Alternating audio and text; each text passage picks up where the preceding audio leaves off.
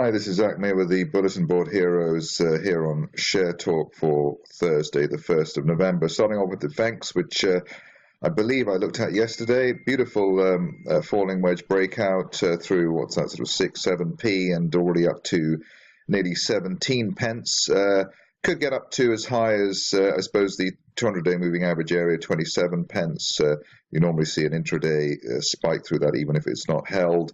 And ideally, the shares hold above the 50-day moving average today at 13.5 pence for those who might already be in the stock. Next one, something which has been alerted to me via Twitter, and quite rightly so, with this beautiful double bear trap rebound and then gap reversal over the course of October, rising 200-day line as well, which helped the stock rebound and gap through the 50-day moving average at 42 pence. The ideal scenario here is that we hold above the floor of that gap, which is currently at, or which is at, say, 37 pence. And if we can do that, initial resistance obviously towards 50 pence, but the big target as high as 70 pence at that March resistance line. Projection at this stage, any dips towards the into the gap area towards 37 pence regarded as a buy opportunity, ideally end of week close above the 50-day moving average. Interesting, the RSI is still only at 62, so not overbought even after the jump that we've seen. Stock which has caught the eye and is a bit difficult, but obviously there would be no fun if it wasn't difficult, is i3 Energy. Here we've got this falling wedge, and the shares have been trying to get out of this wedge for the last 24 hours or so. End of day close above 60, probably enough to do the job here for the bulls. Good bullish divergence there in the RSI window, and the 200-day moving average still rising, so that gives it the stock positive momentum. And it looks as though over the next few weeks the shares are going into a golden cross between the 50 and 200-day lines. So a lot to play for there. Best case scenario target above 60 pence up to the 200-day line near 85 pence. More esoteric situation here with the next stock, core Potash. Rather fiddly in terms of this move down towards what was just under 4 pence. End of day close above the 50-day moving average, and the top of this wedge at 4 pence.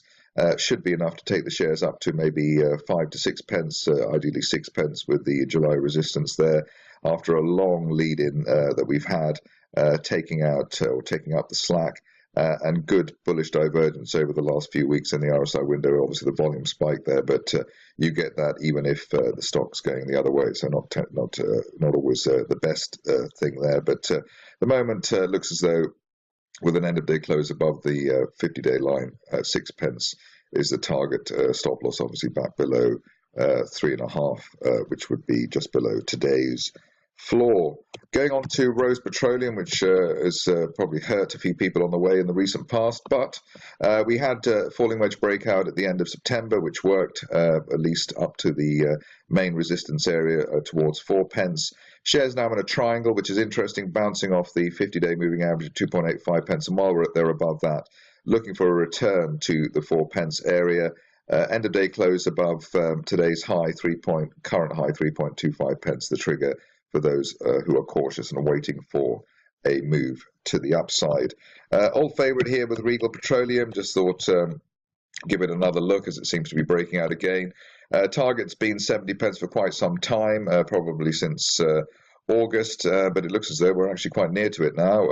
End of day close above 57.69. The previous October intraday high should take us towards 70 pence quite quickly on Regal. Obviously, we've been following that since the upper teens or mid-teens, I think, earlier in the summer. So great story there, and a very reliable, about as reliable as you can get in terms of the move upwards that we've had on that situation. Finishing off with Versarien.